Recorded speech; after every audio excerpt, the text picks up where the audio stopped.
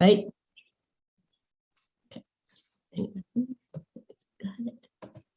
Right. Well, welcome. This is the Legislative Subcommittee meeting of the Commission on Ethics. At this point, I will go and call roll. Chair Wallen here. Vice Chair Dufferin. Here. Commissioner Oscarson. Here. Okay. And for staff, we have Commission Counsel Chase. Here. We have Executive Director Armstrong. Here. Executive Assistant Pedroza. Here. And that's all that we plan on having for staff, correct? Right. This time, let's do the Pledge of Allegiance. I pledge allegiance to the flag of the United States of America, United States of to the America, republic, and to the republic for which it stands, one one nation, nation under God, under God, indivisible, with liberty. with liberty and justice for all. That gets tricky when you hear all the different ones coming in. Right. This time, I would like to ask the Executive Director, do we have any members of the public here that wish to comment? We have one member of the public on the Zoom, Miss Case. And I don't know, Carrie, if she's indicated she wants to give public comment or what I suspect is more likely just observing. Ms. Case has indicated that she was just listening today and does not have public comment. Right, thank you. Right, next item on the agenda, item 3, approval of the May 4th, 2022 Legislative Subcommittee minutes. I'd like to call the item. Are there any additions or corrections to the minutes? All right, I'll entertain a motion to approve the minutes as read. I will make a motion to approve those minutes. Do I have a second? Second, Madam Chair. All right, all those in favor say aye. Aye. Aye. All those opposed? Motion carries. Next item, item 4, discussion and approval of updated legislative proposal for the 82nd legislative session 2023 to amend NRS Chapter 281A, Nevada Ethics and Government Law for submission to the full commission for consideration and approval at its May meeting. I would now like to ask our Executive Director Armstrong to go and give us a presentation. Please proceed. Thank you, Chair. In the meeting materials, there's a document that is titled Bill Draft Request Language for the 2023 legislative session. This is the language that we've been discussing in kind of a cleaned up format. So the members of this committee understand what you're looking at. Blue and red text is the language from AB 65 last session. And so that's language that we're pulling forward to this next session. And then text in green is either new deletions or additions. You'll notice that we've preserved the section numbers. So you'll see that there's some like gaps in the section numbering. That's because when we submit this document to LCB as our first draft, it's going to be a lot easier if they can just refer to the sections from AB 65 as they do that. So the new bill will have definitely new section numbers that go in order, but we're preserving the section numbers from the last bill. Also on this document, I really tried to design it so it's ready to go for the commission meeting next week. And so those commissioners who are not been in on all these conversations, it's easy to follow. So there are some headings that are centered on the page and underlined. Those are not part of legal language. That's just to help read and walk through the document. So the first sections you see there are just general cleanup and clarifications regarding definitions and confidentiality. There's some minor changes to section 4. Section 10 on page 1 is the language that was discussed at the last meeting plugged in. I have used the same definition of unwarranted that we have in the other section about unwarranted, so without justification or adequate reason. My understanding of the way the commission has looked at that in the past is to take a look at to see if there's some policy or other lawful allowance for the conduct that is happening, and if there isn't, then it might lean towards unwarranted. So I don't know if we're gonna probably stop at section 10 and see if there's additional discussion if folks like that new language. we had talked about some examples, and Council Chase was able to think about some cases that didn't go forward, and so they're still confidential, but some examples might be, filing a false report in retaliation to conduct, requiring fines from a licensing matter go to be funneled to a nonprofit, so the harm is making someone pay that fine, and then refusal of a licensing request for a business. We kind of talked about that fishing license example. I think having been in agencies that have investigatory powers, certainly, launching or having persistent investigations against someone without legal authority or need would fall into this. So those are some examples we've thought of that might fall into this particular provision. I think that there's, the LCB will, I'm sure, have some edits to make sure we're on the up and up and constitutional in terms of not being too vague. I think the fact that it mirrors the unwarranted benefits language might be helpful to us in that regard. There's still, I think, lots of room for arguing for parties on this particular one, just due to the nature of it and the fact that it will be new. But that's kind of what the commission does. We listen to all sorts of arguments. So I will toss it to the commissioners for questions or thoughts about this substantive change. Okay, fellow commissioners, comments? I know there was a lot of discussion on this item last time we met, so is this meeting your expectations or? Madam Chair, Yes, Commissioner Oscarson. I think that Ross has done a great job of, at least from my perspective, the thoughts that I had. As we all know, as we work through this document, we can have all the great, beautiful words and great things in it we want, but when it comes back from LCB and with whatever they've decided to change or modify or do, I think throughout this document, but here especially, there's a lot of discussion. He's kind of refined it to where I'm comfortable with submitting it to the full commission for their review. Okay. Vice Chair Dufferin? Yeah, excuse me. I concur with remarks from Commissioner Oscarson, and I think the language is much clearer than it was prior, and I think it's ripe for discussion at full commission meeting, and I think it meets all the standards that we discussed in our previous meetings. And I think this, I'm happy to see this move forward. Okay.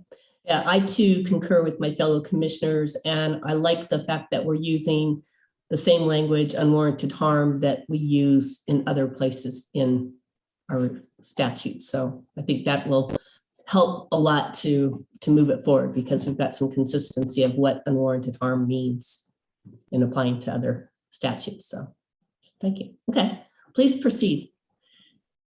Okay, on page 2, the first one is helps us with that acknowledgement compliance. So the list they send to the Secretary of State, just please CC us on those lists, and so that we can do a cross check. The next section is really general cleanup and clarifications from the last session. On page 3, you'll see the language that the vice chair may perform chair duties if the chair cannot. And then at the bottom of page 3, there's the language about the statutory authority for settlement conferences that we have discussed. And then page 4, there's a lot of cleanup and clarification on litigation. Oh, go ahead. Executive Director Armstrong, can I stop you on page 3, down at the bottom? We have the members of we have the new section, one or more members of the review panel may, with the consent of the parties, participate as mediators or facilitators in any settlement negotiations between the parties after issuance of the review panel determination before an adjudicatory hearing. And then I'm just trying to understand the new section that was added. The members of the review panel may authorize the development of or approve a deferral agreement. So can you explain how that all relates there? I'm a little confused. Yeah, I can, and I may need to lean on Council Chase because it was from last session. But the current language of the law basically says panel members, once you've made your panel determination, you're not allowed to do anything on the case, right? We have done, we kind of interpret it that those panel members can approve a deferral agreement, and we have done in our process this settlement conference process after the panel. So this just puts in statute that although the panel members can't vote on the main case, right, when it gets referred to the commission or those dispositive motions, those panel members can participate in a settlement conference and they can approve a deferral agreement. Sometimes the panel will approve deferral agreement. It'll go and Associate Counsel Bassett then slugs it out with counsel for the subject, and there might be some modifications to the deferral terms that were approved by the panel. So I think this just provides statutory authority for that. Okay, all right. I just wanted some clarification. I don't know. As I was reading through all this stuff again, it's like I'm getting confused. So thank you. All right, please proceed. Okay, so yeah, so page 4, it's a lot about just litigation and investigation clarification at the bottom of page 5. Section 26, so in a prior, this will just be a quick point of discussion. In the prior document, we had said that section 26 was about allowing a certified court reporter to administer the oath. That's actually in section 27, and we overlooked section 26, which just provides some general cleanup about regulatory process, and that our manual doesn't have to be one document that is called the manual. It can be multiple documents that help people understand ethics. I think, when I think of manual, I think of like those old car manuals, right? When you have an issue with your car, I don't think anyone pulls out a manual of ethics and goes through it. So I think just the way that resources are now more digital, that makes sense. So on the 27, you'll see the deletion of the ability of the person to direct a certified court reporter. Because there's so many other changes in section 27, I would just say I am ambivalent. I think you're not going to have a lot of harm if you decide to actually just keep that language from the last one, or delete it. I think you're really kind of good to go either way, but would toss that out for discussion. Thoughts? Madam Chair, Yes, Vice Chair Dufferin. so are you talking about allowing the certified court reporter to authorize an individual to administer or other authorized person to administer oaths? You're just leaving that in. We were going to take it out originally, and now we decided that there's no harm doing that. Yeah, I think at the very first meeting, it was discussed like that was the only thing that was in section 26. It was just in preparing the documents, we overlooked or mislabeled Sure. that one. Since it's in a section that has really good changes in it, I would recommend that you kind of change course and say, I'd keep it in because it's a pretty minor change. Yeah, I agree with that. There's a lot of other things in here from a prior bill that I think I agree with that. I won't belabor the point. That's all I had to say. Yeah, I would concur, Madam Chair. thank you. I agree as well. So going to keep it. Okay, note that. And then as we continue through the clarifications, page 7 talks about the limited use exception clarification. Remember, that's the part where we want, if somebody's saying they have a policy, they can't write the policy after they committed the ethics harm. So that's just kind of making sure that there's not some trickery or creativity in the use of the limited use exception. Mr. Armstrong, Yes. we call that in the legislature tomfoolery. Yeah, tomfoolery. That's a good. I'll note that for any future presentation. Or as we call it here at the Ethics Commission, Jim foolery.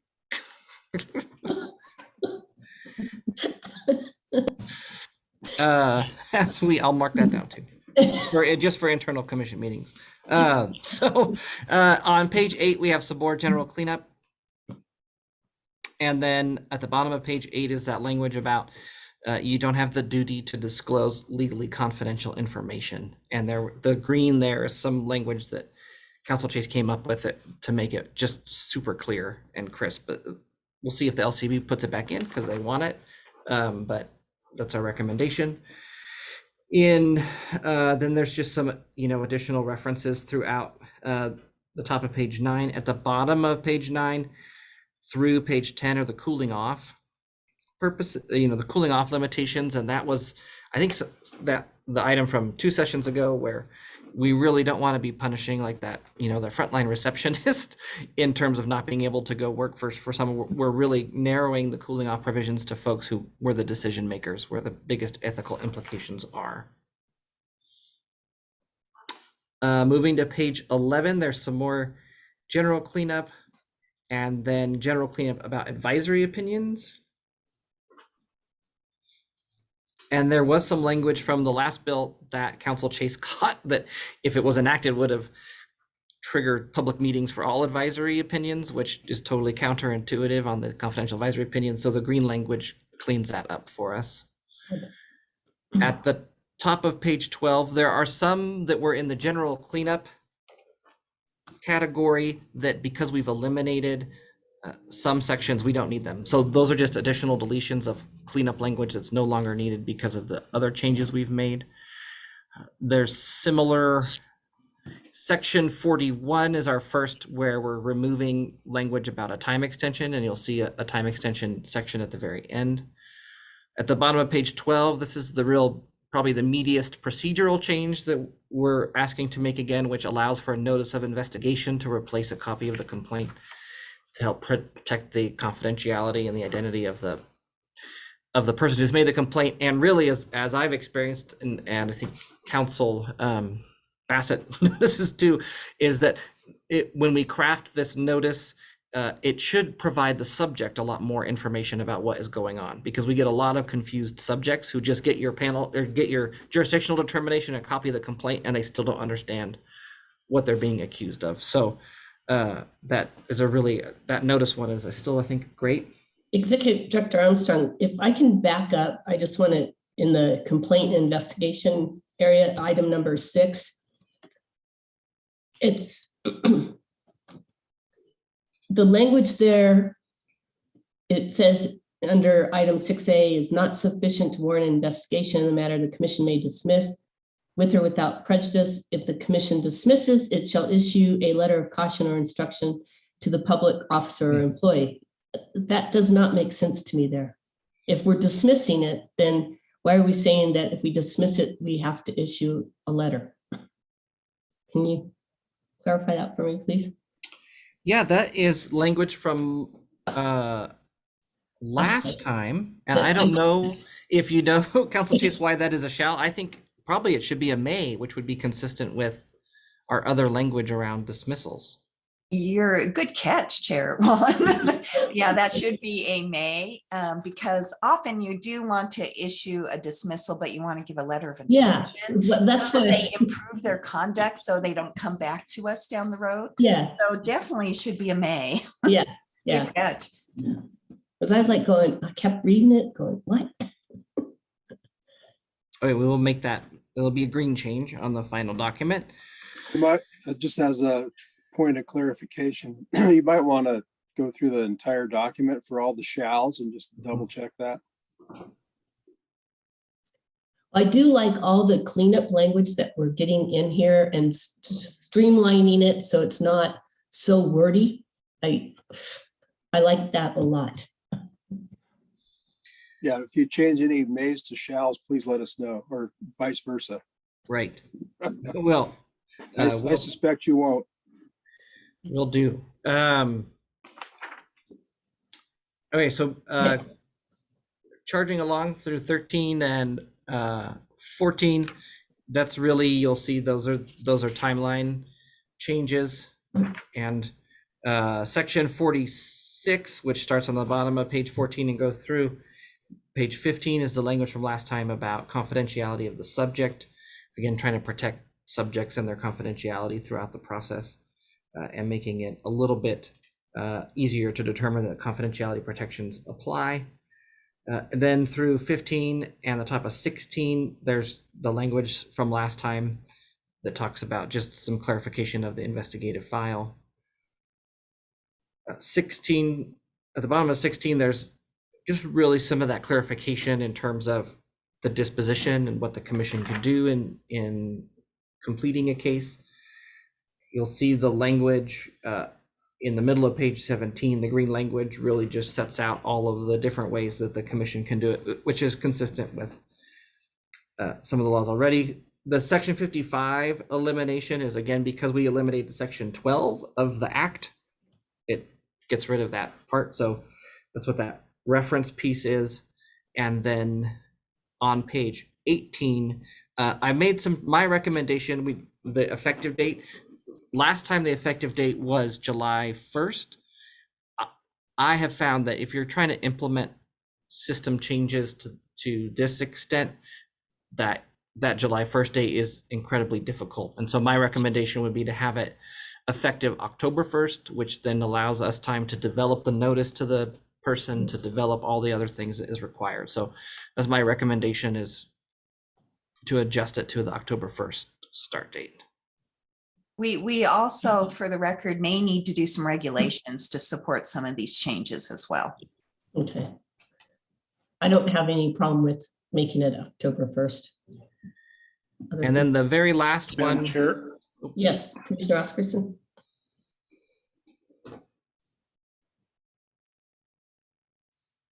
Commissioner Oscarson, he's gone. Oh, there he is.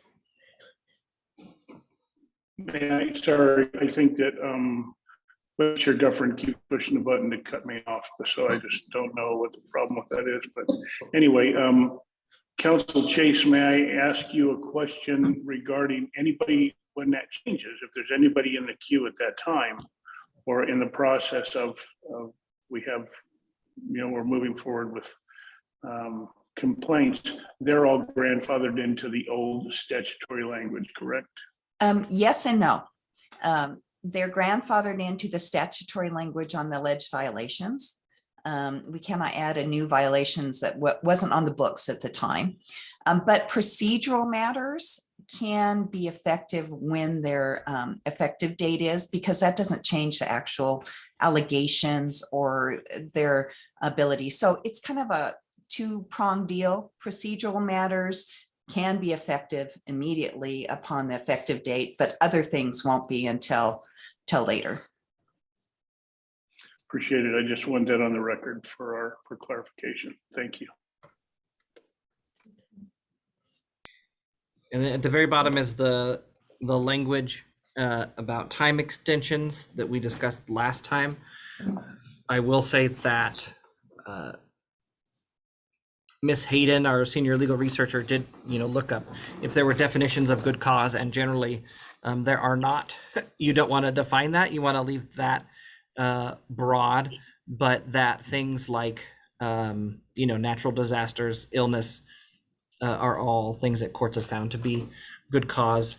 In thinking about examples, for us, certainly emergency closure of public offices, the governor on a snow day, or as is becoming more prevalent, wildfires may shut down the operations of the office and prevent something from getting completed. The one I think that is the most likely to occur is that investigation needs to proceed, and in terms of getting subpoenas and depositions gathered in the very short time frame between panel and an adjudicatory hearing, that there's just not time, and especially if it's something where there's a lot of fiscal issues involved, where we're trying to access records and documents. And so I think that's probably the most likely example of a request for an extension to come through. As we've discussed, the vast majority of subjects understanding that and wanting enough time to prepare a good defense for themselves will waive those time frames. But there's some issues. Recently, we've had a case where the subject, we couldn't find the subject. The subject was non-responsive to multiple lots of outreach, and in that case, the executive director might request an extension to try to get that subject engaged, to try to get the information they need, even though the subject was maybe not protecting their own due process rights. We would want to keep that in mind. So those are some examples. I know in the past too, for folks that haven't waived, the commission has scheduled motion hearings and trials on the same day, which is a lot of resources and inconvenience for witnesses who, if at the hearing it's just the case is dismissed or summary judgment is granted, then you don't need all of those folks. And so those are some examples of why an extension might be requested. And we can kind of highlight those in any presentation on the extension language. I think really in looking at the concerns from the legislature last time, the fact that this language limits it to one extension, I think should smooth over most of the concerns from the last session. Mhm. And I think not having days in there helps too. And since it's only one time, because I think before it was like for an additional 45 days or whatever, when it could go on and on and on. So it's tailored to the situation. So it's good. Okay. All right. Any other discussion from my commissioners? All right. Then I will entertain a motion to recommend to the commission to approve the bill draft as presented and corrected today, okay? So, including any revisions. So do I have a motion to do that? Madam Chair, I'll make the motion with a comment, if I may. Okay. Just again, this is for a new executive director, and the team has just stepped up amazingly well to get this accomplished in a very short period of time. Legislation is not an easy process, and we still have a ways to go, but I want to commend them for especially the way Ross and the rest of the staff have put together this document, easy to read, easy to, and the rest of the commission will appreciate the fact that it's done in that manner. Ross's experience in that arena has made this task much easier than it could have been. So thanks to them, my motion is to approve. Is there a second? Madam Chair, I'll second also with a comment. We've met 3 times since our last regular commission meeting. And our staff has done a great job putting in all of our wants and needs in this bill. And I think we're really ready to go forward, better than we've ever have been. And I know we've been super frustrated over the last few sessions and, you know, with all the various things that have happened over time, but I think we're in a really, really good spot right now. And I'm really excited about moving this bill forward and also participating with the legislature and answering any concerns. And also, you know, frankly, if we need to negotiate more with this, we're prepared to do that. And I want to thank our executive director as well and all the staff involved, including our council for giving us a really good bill. So that's I second that. And I want to thank everybody for all the work they've done. I will also make a comment on it. I think that this document, as it's presented to us, will be a great document to use when we go and talk to leadership and talk to the legislators, because they're not looking at 100 pages. This is what we're doing, and it's easy to zone in and see. So I really like the layout and the format, and I think staff, the executive director and commission council have done a wonderful job on pulling this all together and getting it there to it for us. And it made it a lot easier to read. That's how I caught more things. So, you know, that's a good or bad thing, but I think it was a good thing. So anyways, all right. No other discussion. All those in favor, say aye. Aye. Aye. Aye. Opposed? All right. Motion carries. Are there any other commissioner comments for future agenda items or anything else? I just want to say is that I have one question I would ask is, do we know who's going to sponsor? Is the governor going to sponsor this time, or do we have to find somebody to sponsor? Do we know? So the governor's office has asked all agencies to submit their non-budgetary BDRs by June 1st. they moved the deadline, which is great because it was originally like 2 days after our next commission meeting. So Mhm. they've given us a little bit of extra time there. And I think they'll be taking a look at those to determine which ones will be submitted by the governor or if it will just be an agency BDR. So that's where we don't know yet, I guess, is the answer. Okay, okay. I was just wondering. And then, our next step will be to start meeting with leadership and meeting with people who we know are going to be there, sooner than later than waiting till after the election and then trying to talk to them while they're trying to take care of a whole bunch of other major issues. So we'll need to get on that. So thank you. Madam Chair, I think that with the change in leadership, especially in the assembly, and I think other places with Speaker Frierson being appointed, he's been be interesting to see who the new leadership group is. But I believe that they'll be approachable and we'll be able to work together with them to have a bill that is concise and clear and makes sense to them. So we'll follow that, and we'll all keep updated on how that works out. Okay, thank you. All right, this next item is item 6, public comment. Executive Director Armstrong, are there any members of the public present that wish to comment? And have you received any emails for public comment?